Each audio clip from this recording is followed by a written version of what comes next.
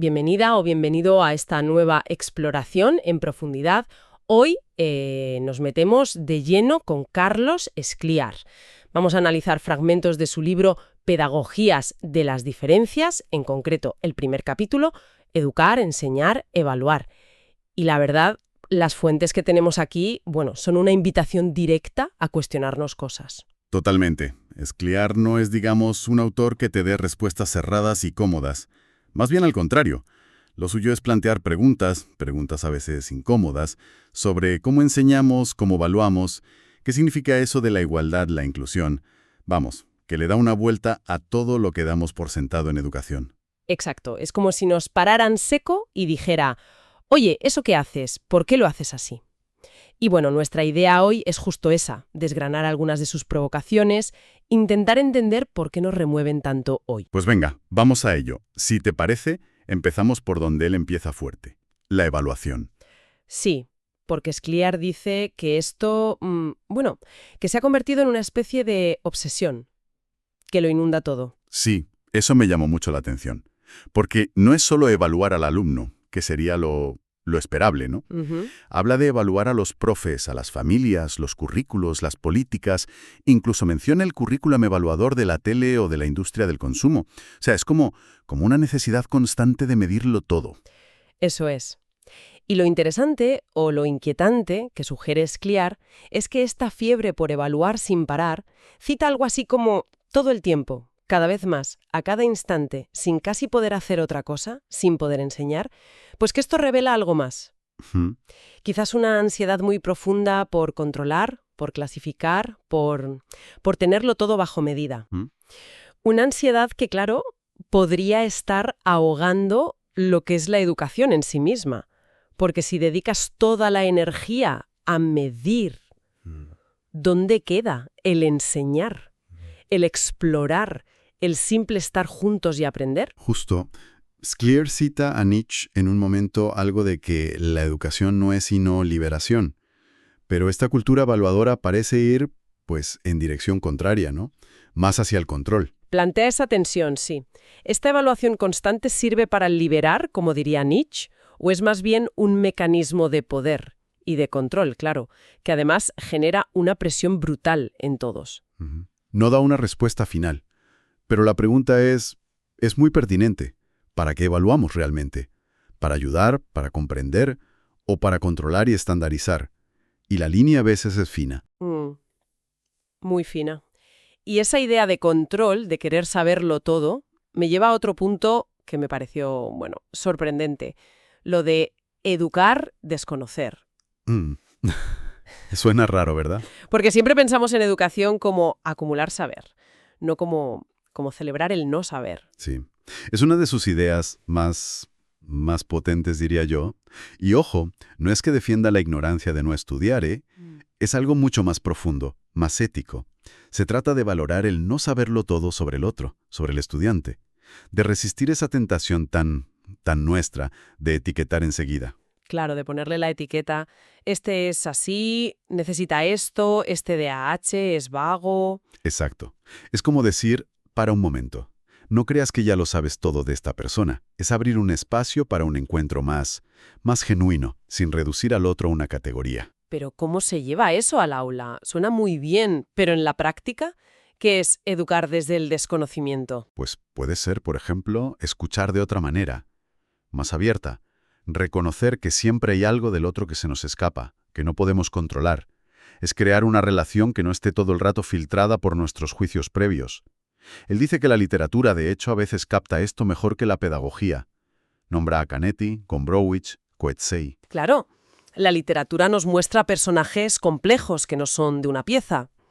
Nos enseña a mirar sin juzgar tan rápido. Entonces, desconocer sería una forma de respeto. Fundamentalmente.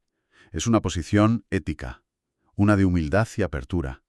Mirar al otro como si mirásemos a cualquiera sea, sin memoria prejuiciosa, dice él. Implica reconocer nuestra propia ignorancia no como un fallo, sino como una puerta para encontrarse con la diferencia. Y enseñar desde ahí no es solo soltar lo que sabemos, es también atreverse a conversar desde lo que no sabemos. Eso cambia mucho la dinámica de poder. Cambia la dinámica y también choca con otra idea muy metida en nosotros, la de que hay un orden natural para aprender, una secuencia única para todos. Scliar también, bueno, critica esto bastante, ¿no? Y lo liga al tiempo. Sí, sí, critica mucho esa idea de que hay una única forma correcta de aprender o de desarrollarse, y denuncia que esa idea de orden natural justifica muchas veces exclusiones, o que se patologice a quien no sigue el ritmo esperado. Ujú. Y ahí entra su crítica al tiempo productivista. Mm, El tiempo acelerado, fragmentado, el tiempo de la eficiencia a toda costa. Eso es. Señala cómo esa lógica se mete en educación hasta el fondo. El tiempo de la infancia, por ejemplo, ya no es tiempo para jugar, para explorar a su ritmo. No, es preparación para el futuro trabajo. Ujú. Todo tiene que ser útil, medible. Loables, todo eso viene de ahí. Y él propone resistir, ¿no? Reivindicar otro tiempo, un tiempo más lento quizás. Exacto. Un tiempo para pensar, para conversar de verdad, para conectar con el saber de forma más profunda, no solo para usarlo. Critica la velocidad porque impide esa conexión, ese pararse a pensar, ese perder el tiempo que, irónicamente, es súper fértil para aprender de verdad. Es una resistencia a la tiranía de la eficiencia que nos pide resultados ya, visibles. Y esta crítica a la eficiencia nos lleva casi directos a cómo ve Scliar la igualdad y la inclusión. Dos palabras que oímos por todas partes. Pero él, bueno, les da una vuelta. Dice que la igualdad no es una meta final. Efectivamente. Advierte del peligro de pensar la igualdad como hacer a todos iguales, como borrar las diferencias. Dice que eso puede ser muy violento, porque ignora lo singular de cada uno, su historia. Frente a eso propone la igualdad como un gesto inicial, como un punto de partida ético, innegociable. ¿Qué quiere decir con gesto inicial? Es como decir, partimos de que todos valemos lo mismo, seamos como seamos. Precisamente eso.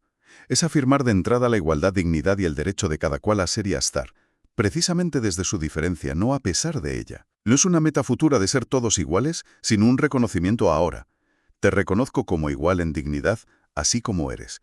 Y eso lo cambia todo. La diferencia ya no es un problema para la igualdad, sino el lugar desde donde se ejerce. Entiendo. Y claro, esto conecta de lleno con cómo ve la inclusión. Critica que se quede a veces en papeles, en buenas intenciones. Sí, es muy crítico con la inclusión de fachada. Esa que cumple la norma, pone la etiqueta, pero no cambia las estructuras, ni las miradas, ni las prácticas que siguen excluyendo. Se pregunta si vale con meter a los diferentes en un sistema que sigue pensado para lo normal. La inclusión de verdad para él exigiría cambiar la escuela entera, los tiempos, los espacios, el currículum, las formas de enseñar. Para hacer sitio de verdad a la diversidad, para escuchar esas otras voces. Exacto. No es solo abrir la puerta, es transformar la casa para que quepamos todos cómodamente. Es un desafío enorme, claro. Implica cuestionar lo normal de la escuela. Y hablando de enseñar, usa una metáfora que me gustó mucho: poner la mesa. Es buenísima esa metáfora, porque capta varias cosas. Por un lado, el cuidado, la hospitalidad, preparar un sitio para encontrarse con el saber. Pero, por otro lado, y esto es clave, subraya el poder y la responsabilidad de quien enseña. Quien pone la mesa, elige qué se sirve, cómo se presenta, qué destaca, qué esconde. Claro, no es algo neutro. El profe, la maestra, elige contenidos, enfoques, lecturas. Toma decisiones todo el tiempo sobre qué saber es valioso y cómo lo ofrece. Exacto. Y esa elección nunca es inocente. Implica una responsabilidad ética brutal. ¿Qué alimentos intelectuales ponemos en la mesa? ¿Son variados? ¿Nutren? ¿Invitan a pensar, a sentir? ¿O es un menú único y ya está? Y aquí Scliar hace otra conexión que me parece fascinante, entre saber y sabor. Sí, lo leí. Saber y sabor. ¿Cómo las junta? Pues sugiere que el conocimiento no es solo información abstracta, algo para la cabeza, el saber. Tiene también una dimensión sensible, afectiva, corporal incluso, el sabor. Aprender de verdad implicaría que el saber nos toque, nos afecte, nos deje un gusto, una huella personal. No es solo acumular datos, es tener una relación íntima, significativa, placentera o quizás inquietante con lo que aprendes. Me encanta esa idea. Rompe totalmente con la visión fría del aprendizaje. El conocimiento tiene que saber a algo, resonar. Y esto nos lleva al último punto, el pensamiento crítico, que Scliar también, bueno, le da su toque. Advierte que no es solo ir de cínico por la vida. Correcto. Para él, ser crítico no es una etiqueta que te pones, ni una pose de superioridad. Es más una actitud de inquietud, de preguntarse cosas, de dudar.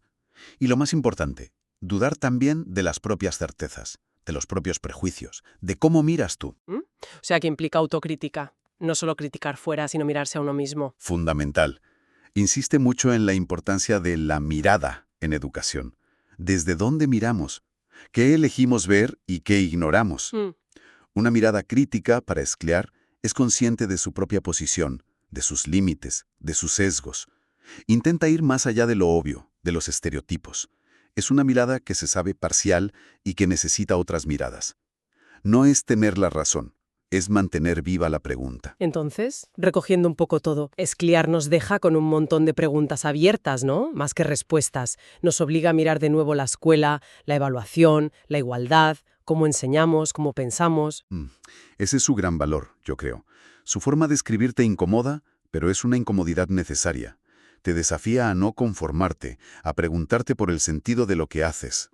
No te da la receta mágica, pero sí te da herramientas para pensar de otra manera, para imaginar otras educaciones posibles que hagan sitio de verdad a la diferencia, a la singularidad, a toda esa complejidad humana que el sistema a veces aplana. Es como una llamada a no perder de vista el para qué educamos, más allá de las técnicas.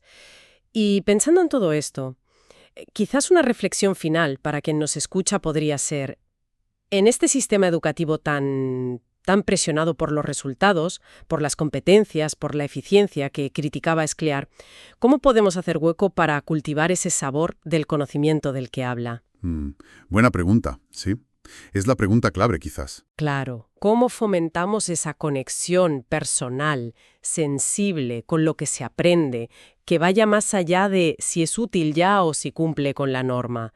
¿Qué pequeños gestos, qué cambios diarios en el aula, en el centro, en la política, podrían ayudarnos a valorar ese tiempo para el desconocimiento, para la pregunta abierta, para el encuentro real? Para que el saber tenga de verdad sabor. Exacto. ¿Estamos dispuestos a aceptar lo impredecible que eso trae consigo? Pues ahí queda la reflexión.